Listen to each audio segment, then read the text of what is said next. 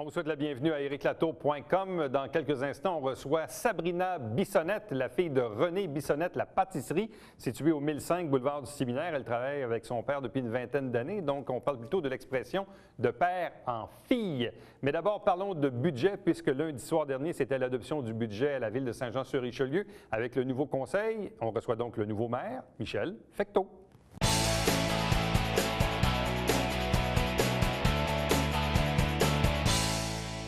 La nouvelle administration à l'Hôtel de Ville de Saint-Jean-sur-Richelieu a procédé lundi dernier à l'adoption du budget pour 2014. Donc, c'est le budget de l'an 1 de la nouvelle administration du maire Michel Fecteau qui est avec nous. Bonsoir et bienvenue. Bonsoir, Éric. Budget, d'ailleurs, qui a été adopté unanimement par le Conseil, malgré le fait que le Conseil est plutôt arc-en-ciel dans sa composition. Également, le plan triennal des mobilisations a également été adopté à l'unanimité. C'est un tour de force. Ou en quelque part, est-ce qu'il y a une bonne partie du travail qui avait déjà et longtemps été entamé par l'administration, puisqu'on était quand même en campagne électorale il n'y a pas si longtemps? Bien, en fait, c'est un mélange des deux, je te dirais, parce que je suis très heureux hier, premièrement, que ça ait été adopté à l'unanimité. Donc, ça veut dire pour les gens que le Conseil travaille ensemble. Le souhait était d'avoir une bonne attitude dans le respect des règles, c'est ce qu'on fait. Et je pense que c'était présent hier, les commentaires de chacun des conseillers et conseillères étaient pertinents. Le comité des finances, évidemment, on ne se le cachera pas, sont dans le budget à partir de mai-juin. On est arrivé en campagne électorale. Je dirais que le tour de force, pour être plus pointu à la réponse à ta question, c'est d'être parti, et ça aussi pour l'administration des finances en place et la comité des finances, avec un moins 5 millions pour arriver finalement là, à avoir un budget qui est raisonnable et responsable, et surtout avec 500 000 à quelques chiffres près, sur un budget de 146 millions, il faut le faire. Bon. Quelle a été l'influence du présent Conseil dans le présent budget? Parce que si on se dit effectivement que l'administration a déjà préparé beaucoup le budget, vous avez été assermenté et tout ça, pour plusieurs, dont vous-même, il y a quelque chose aussi de très pédagogique dans cette façon d'étudier les budgets et les délais sont extrêmement courts. Donc là, la loi vous donne l'obligation de voter un budget tout de suite en arrivant. Les fonctionnaires vous alimentent. Mais quelle a été l'influence du présent Conseil dans le budget qui a été voté? La commission des finances qu'on a mis sur pied, déjà là, ça a eu déjà le plaisir de me poser la question, est-ce qu'on était capable d'être rassembleur?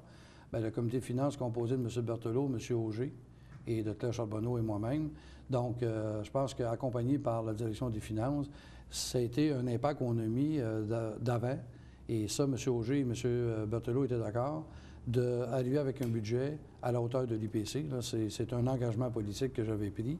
Et l'exercice a été fait tablé là-dessus, parce qu'au départ, on n'était pas là. Donc, mettons, si on prend le ton dans le bon sens de couleur, là, pas le ton de voix, mais l'administration va travailler très fort au préalable avec des engagements de chacun pour être capable d'arriver à nos demandes. Bon. Est-ce qu'au moment d'étudier le budget, est-ce qu'il y a eu certains épisodes où la direction générale ou le directeur des finances vous a dit, écoutez, voici, là, vous avez le choix A, le choix B, le choix C, le choix D. Est-ce qu'on vous a, dans le fond, demandé de trancher dans certains aspects du dossier, du budget? Je dirais que la demande est venue, on nous a clairement expliqué des options, comme tu dis, pas demandé de trancher, mais en nous mettant en relief là, exactement si on s'en va dans telle direction, puis si vous arrivez à la finale, si on va arriver à tel chiffre ou à ligne 10, il va falloir faire des choix, effectivement.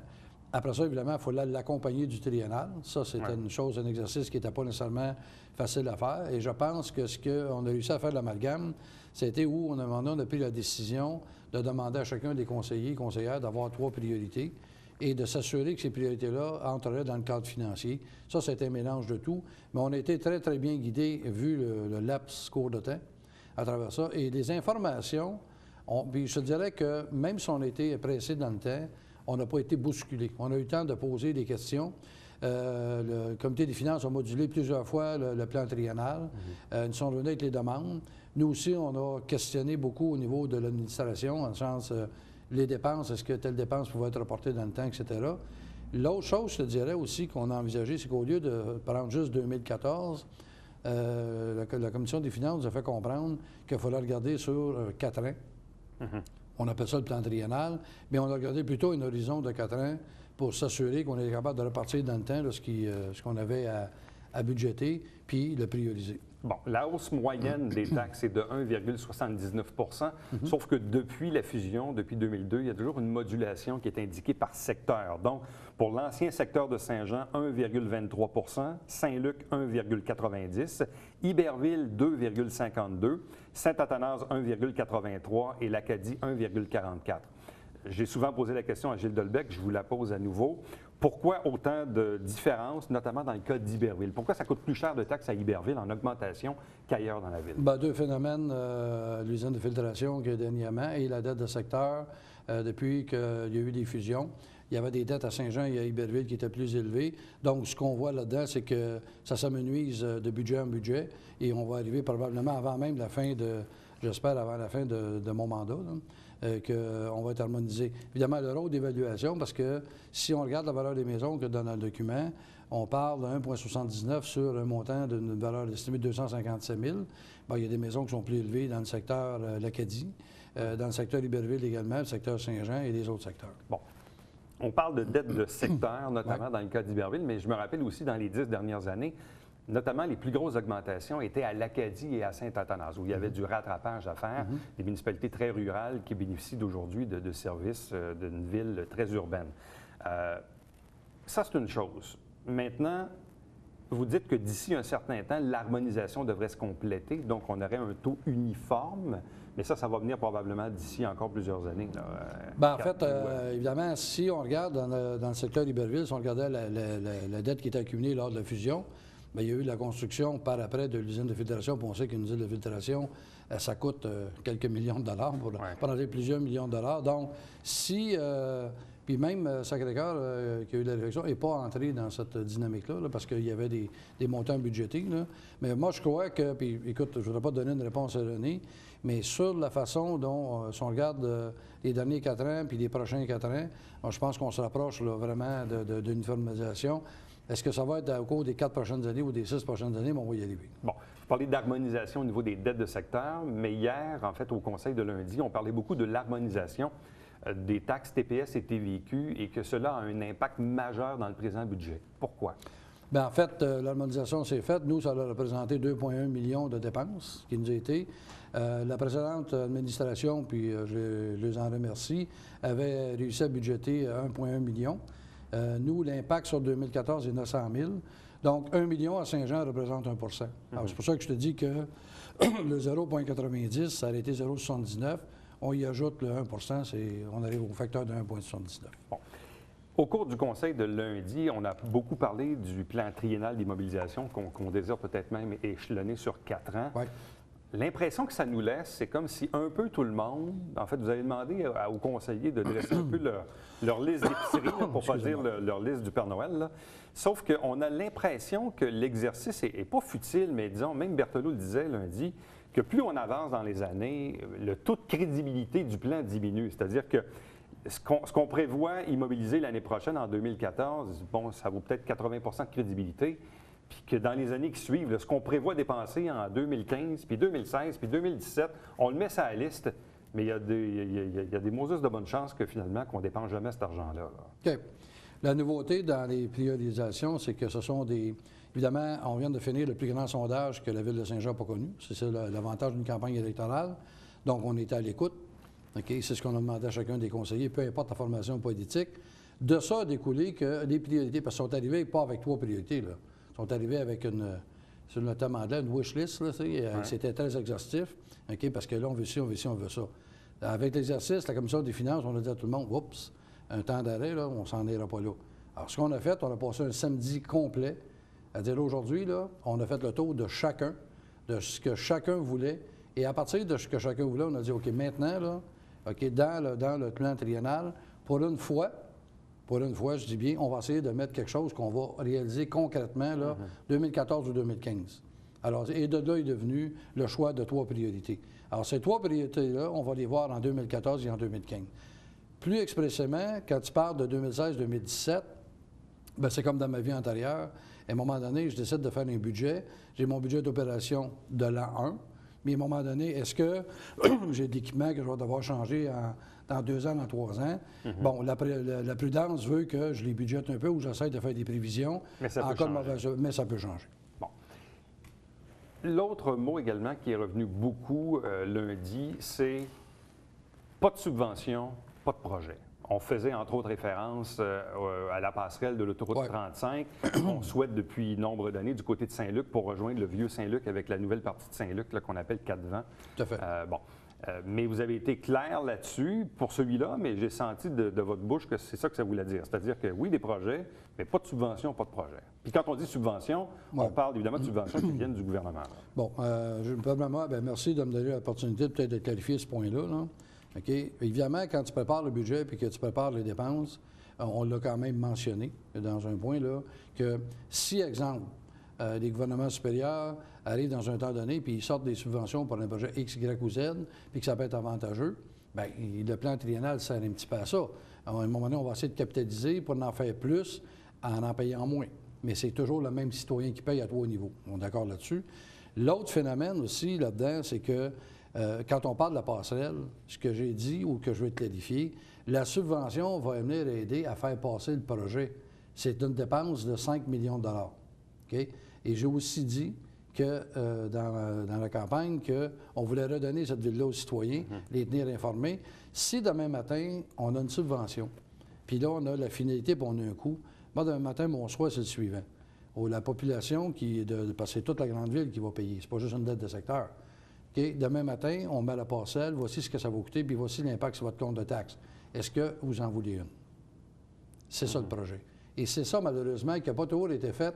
Et je ne suis pas contre, là, parce que je sais qu'on a un secteur de divisé en deux, mais ça, c'est pas la faute à Pierre-Jean-Jacques. Là. Il y a une autoroute qui a passé, puis à un moment donné, ça s'est arrivé. Il y a des nouveaux secteurs qui se sont développés. On parle des pistes cyclables, etc. Le vœu, là, est de la faire, la passerelle, mais excepté qu'à un moment donné, on s'entend que, et on a mentionné hier qu'il fallait aussi qu'il y ait des priorités, et celle-là, elle est dedans, mais excepté qu'en quelque part, la Ville doit donner des services primaire, donc il faut s'assurer que les infrastructures sont à niveau. Bon. Et dans le cas du Pont-Gouin maintenant, Yvan Berthelot semblait assez clair, c'est-à-dire qu'on a un gouvernement, un ministère qui dit, bon, ben voici, il faut qu'on change le pont parce que, bon, il est rendu à sa fin de vie utile. C'était plus ou moins prévu à l'époque au niveau des budgets parce qu'il y a un impact, il y a des dommages collatéraux, des dépenses. C'était pas prévu du tout. Bien, c'est ça. Sauf que Yvan Berthelot disait, et corrigez-moi, c'est-à-dire que ce que j'ai entendu, c'est que le gouvernement du Québec devra, dans le fond, compenser par des subventions pour des dépenses non prévues par la Ville. Bien, on en a parlé, puis on aura l'occasion d'en débattre, mais en fait, ce que je dis tout simplement, c'est qu'on connaît le processus un peu. Le pont est arrivé subitement, donc s'il est arrivé subitement, c'est parce qu'il y a des études qui sont faites, et tant mieux, pour ça rassure la population. Mais une dépense de 16 millions que le même payeur de taxes va avoir à défrayer, que l'argent vienne de Québec ou qu'elle vienne de la Ville, là, il y a un citoyen qui va le payer. C'est sûr. Okay? Maintenant, nous, là, ces 16 millions-là, on comprend que ça a un impact majeur sur l'opération courante de la Ville. Et on a changé le pont à 100 ans. Je comprends qu'un jour, il fallait le changer, là. Mais cette dépense-là, moi, je pense qu'elle ne revient pas nécessairement en totalité à la Ville. 16 millions complets, bon, il y a peut-être une zone, là, mais il y a une grosse partie de la facture, là, que c'est des infrastructures que je qualifie de majeures là, pour rejoindre le riz.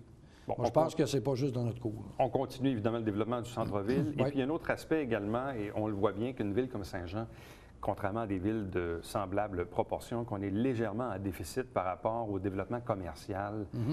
Donnez l'exemple qu'une entreprise qui vaut, disons, 6 millions, c'est l'équivalent de 60 maisons en revenus de taxation. Tout à fait. Donc ça, c'est la voie d'avenir, ça, le développement commercial? Non, commercial et industriel. Et donc, et ça, le 30 janvier prochain, là, on a convié les gens à un beau rendez-vous. Quelque chose qui va avoir des éléments très marquants et je pense que là, ça va vraiment être la saveur et la couleur là, dont je veux laisser à cette ville-là. Michel Fecteau, merci beaucoup. Joyeux temps des fêtes. Bien, la même chose, puis à tous les auditeurs, là, passez un joyeux temps des fêtes, puis surtout, soyez prudents. Merci beaucoup. Restez avec nous, puisqu'au retour, vous connaissez l'expression de père en fils. Il y a aussi une autre expression de père en fille.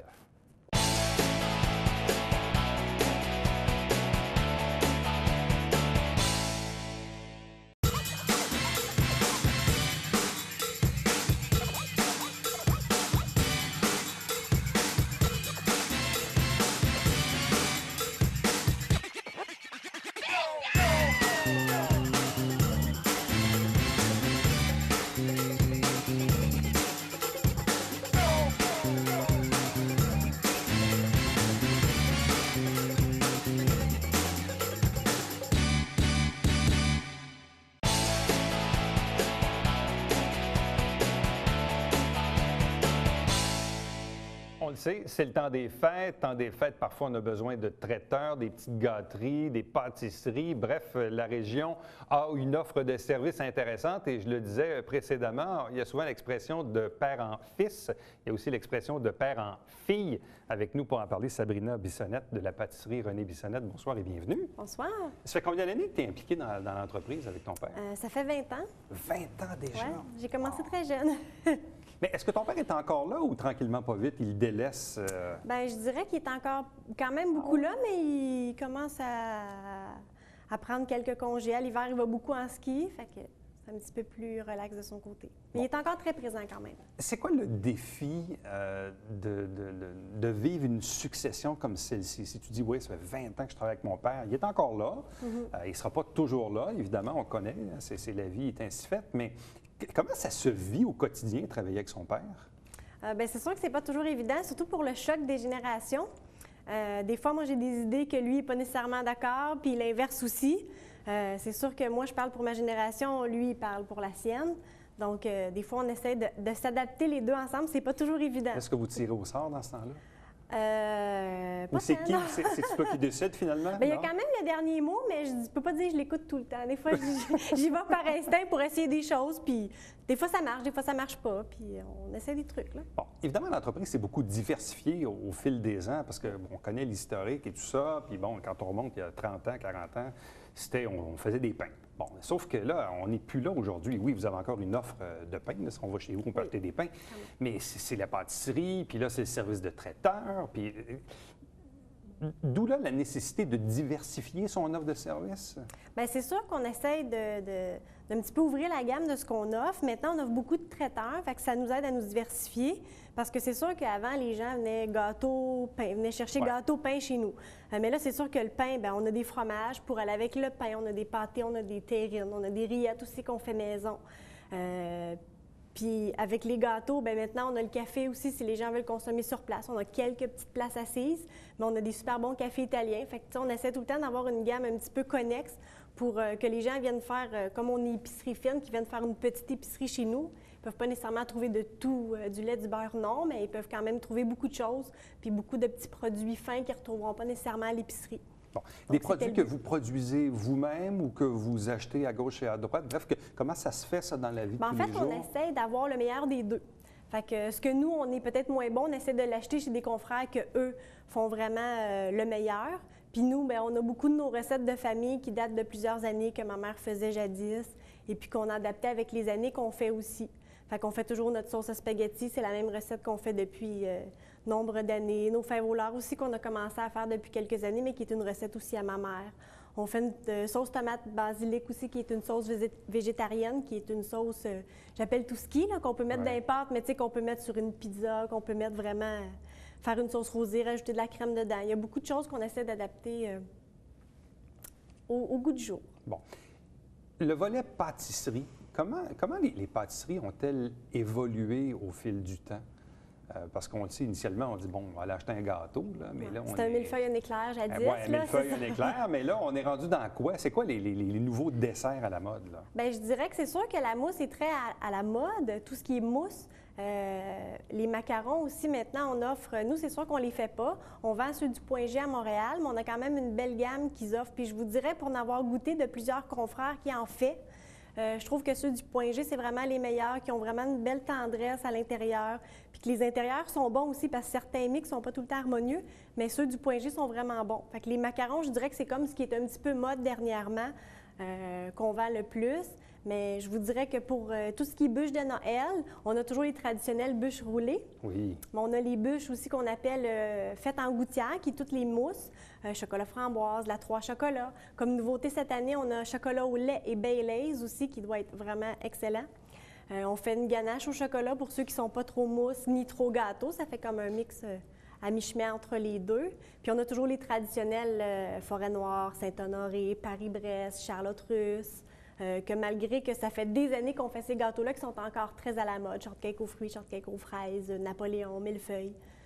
Fait que ça a évolué quand même, mais les traditionnels en pâtisserie restent les traditionnels que les gens veulent revoir à chaque année à Noël sur leur table. Bon, si on revient au pain, la base, Vous faites combien de baguettes dans une journée, dans une semaine, dans une année? Parce que on a l'impression que les gens ils arrivent chez vous, veulent une baguette, ou à moins qu'ils veulent d'autres sortes de pain, pain parisien, belge, je ne sais trop. Je ne sais pas s'il y a un pain qui est plus populaire que l'autre. Bien, je dirais que dans les dernières années, ce qui est vraiment le plus populaire et qui est en hausse, c'est les pains biologiques. Les gens, c'est beaucoup tourné vers le pain bio. Fait que nous, on en a quand même plusieurs variétés, puis c'est ça qui est le plus à la mode, je dirais, dans les dernières années, qui a évolué un petit peu plus. Est-ce que les gens prennent plus de pain brun, pain multigrain? Bien, c'est sûr que dans le pain croûteux, on aurait dit que le traditionnel, ça reste le blanc pour la baguette de table, je dirais. Parce que la baguette au blé, c'est vraiment un produit qu'on vend très peu. Mais quand on parle de pain à toast, un pain à sandwich, c'est un petit peu plus les pains à grains qui sont un petit peu plus populaires dans les dernières années. C'est quoi la durée de vie d'une baguette? Bien, c'est sûr que nous, nos pains, c'est vraiment des pains qui sont sans gras, sans sucre. C'est des pains qui ont 4 ingrédients: farine, eau, levure, sel. Donc, c'est sûr qu'il n'y a pas d'agent de conservation. C'est des farines qui sont non traitées, non blanchies. Fait que c'est vraiment du bon pain croûté comme on ferait à l'ancienne, là, comme nos mères faisaient plutôt nos grands-mères faisaient jadis dans le temps. Ma mère ne faisant pas de pain.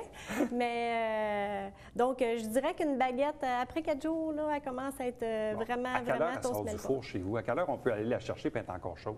Bien, nous, on ne produit pas le pain sur place. C'est boulanger à l'extérieur par Première Moisson de Longueuil. Nous, on vend leurs produits à eux. On en reçoit 7 jours sur 7, mais on rouvre à 7h30 avec du pain qui a été vraiment boulangé chaque nuit.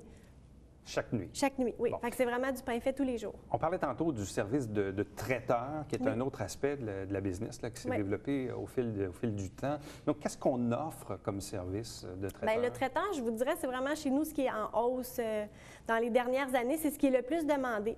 Je vous dirais, ce qui est en hausse le plus dans les dernières années, c'est les boîtes à lunch. On a beaucoup de contrats corporatifs qu'on fait. La boîte à lunch est très populaire, mais c'est sûr qu'à l'approche des fêtes, c'est moins ça qu'on va vendre. On va vendre beaucoup le buffet traditionnel avec des petits sandwichs traditionnels, mais on vend beaucoup plus de sandwichs croûtés maintenant, des wraps, des croissants, des baguettes. On en a fait beaucoup d'innovations dans les dernières années avec plusieurs sandwichs spéciaux. Notre offre de service est quand même assez grande. On vend beaucoup d'hors-d'œuvre froids qu'on produit nous autres mêmes, toutes des recettes que nous, on fait. Bon, et aussi, donc, dans cette offre de traiteur et de boîte à lunch, parce que, bon, moi, évidemment, dans mon autre emploi, je travaille à Montréal, puis très souvent, justement, c'est la mode. Là, on commande des boîtes à lunch. On dirait que c'est intéressant aussi pour pratico-pratique pour celui qui mange tout ça. Donc, est-ce qu'ici, dans la région, il y a beaucoup de demandes pour ça? Bien, je dirais pour que des oui. meetings, des rencontres? Bien, je crois que oui, parce qu'au niveau corporatif, tu sais, les gens n'ont pas nécessairement le temps d'aller faire les achats puis de faire ça pour leur équipe. Puis je dirais que de commander du poulet, de la pizza, des subs, ça vient redondant. Puis les gens ont vraiment envie de manger santé. Fait que là, ils sont sûrs qu'ils ont leur petite salade, leur petite crudité, leur sandwich, leur breuvage. Fait que c'est vraiment santé. Bon, parle-moi des sushis desserts. Les sushis desserts. Ça fait un petit peu jaser. Les gens ont l'impression qu'on va leur servir quelque chose avec du poisson et du riz. Ça prend-tu des baguettes? Non, pas du tout. Malgré que peut-être, mais c'est quand même plus compliqué. En fait, les sushis desserts, ça fait quelques années qu'on fait ça. C'est une pâtisserie qui est dite miniature. Fait que vraiment, c'est une bouchée. En fait, c'est une barquette de chocolat qui est farcie avec des mousses. Ça se vend à la douzaine et puis toutes les mousses sont différentes. Ça peut être mangue passion, choco framboise, chocolat café et ils sont tous les doses extra bonnes. Je trouve que c'est le choix idéal pour les gens indécis. Quand on ne sait pas trop quoi consommer ou quand on veut acheter quelque chose pour une grosse gang, puis bon, on ne connaît pas les goûts des gens, c'est souvent ce que les clients me répètent, bien, ça permet d'avoir un choix pour tout le monde. Il y a 20 ans, est-ce que tu pensais que tu allais suivre les traces de ton père puis être là 20 ans plus tard encore dans l'entreprise? Il y a 20 ans, non, parce que je disais que d'être entrepreneur, c'était trop exigeant et que j'allais être fonctionnaire pour ne pas travailler trop. On est loin de ça. À 14 ans, c'est ce que je disais. Mais j'ai fait mon bac en administration des affaires à l'Université de Sherbrooke. Et puis, évoluer dans la nourriture, évoluer dans la bouffe. On a cuisiné très jeune, mon frère et moi. On a toujours adoré ça. Fait que c'était comme un chemin déjà tracé. Pâtisserie René Bissonnette, 1005 Séminaire Nord à Saint-Jean-sur-Richelieu. Sabrina, merci beaucoup puis bonne continuation. Bien, merci bien. Puis j'espère qu'il y a beaucoup de gens qui vont venir nous voir en fin de semaine en grand nombre puis qu'on va avoir plein de clients. Ça va être super le fun. On a tous hâte de vous voir. Merci bien. Joyeux temps des fêtes à tout le monde. Restez avec nous puisqu'au retour, on vous présente le Bavière quotidien.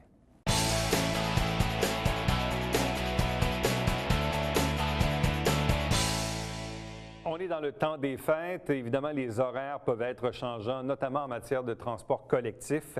La ville de Saint-Jean-sur-Richelieu offre des circuits urbains, mais aussi interurbains, ce qu'on appelle la 96.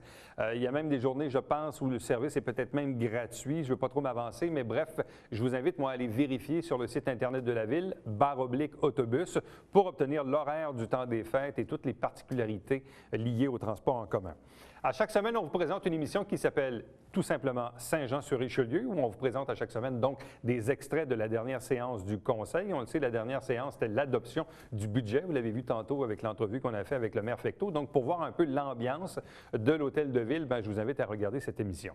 À chaque semaine également, il y a le Télébingo avec 3 500 $ en prix à chaque semaine. Il y a 35 dépositaires sur le territoire des MRC au Richelieu-Hérouville pour acheter vos livrets. Et donc, on vous invite bien sûr à être là en grand nombre. Télévision du Richelieu, voici nos coordonnées, 145 Richelieu, c'est notre nouvelle adresse. On est ici maintenant depuis le 1er juillet. Pour me rejoindre, Éric Latour à commercial tvhr9.com. Visitez notre site Internet pour voir ou encore revoir des entrevues que vous avez peut-être manquées, des entrevues qui sont en format YouTube, donc disponibles sur les appareils Apple. Et ériclatour.com, diffusé tous les jours de la semaine et notamment en rappel le dimanche entre 16h et 18h30 où on vous présente en rafale nos 10 entrevues. Rendez-vous demain, prochain rendez-vous d'ériclatour.com. Bye bye.